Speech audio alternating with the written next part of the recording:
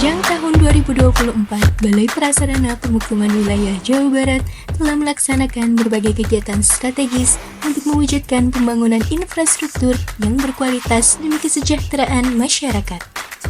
Pada sektor sanitasi, kami berhasil membangun 1 tempat pembuangan akhir, 2 tempat pengolahan sampah terpadu, 5 lokasi TPS 3R, sebanyak 112 desa mendapatkan program Sanimas dan 196 lokasi mendapatkan program LPK. Di sektor air minum, kami berfokus pada pemenuhan kebutuhan air bersih yang merata.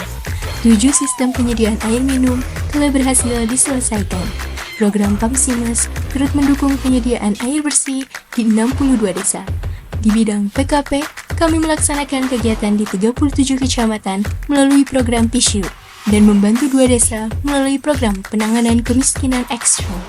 Pada sektor BPB, telah terbangunnya 2 rehabilitasi bangunan gedung yang meliputi rehabilitasi dan renovasi rumah sakit pasca bencana dan gedung pemerintahan. Sektor prasarana strategis, telah terbangunnya 39 unit pembangunan dan rehabilitasi sekolah, 2 pembangunan dan rehabilitasi sarana prasarana perguruan tinggi negeri, pembangunan 1 asrama, 1 bangunan penelitian, dan adapun peningkatan fasilitas olahraga dengan melaksanakan rehabilitasi dan pengembangan 4 stadion di wilayah Jawa Barat.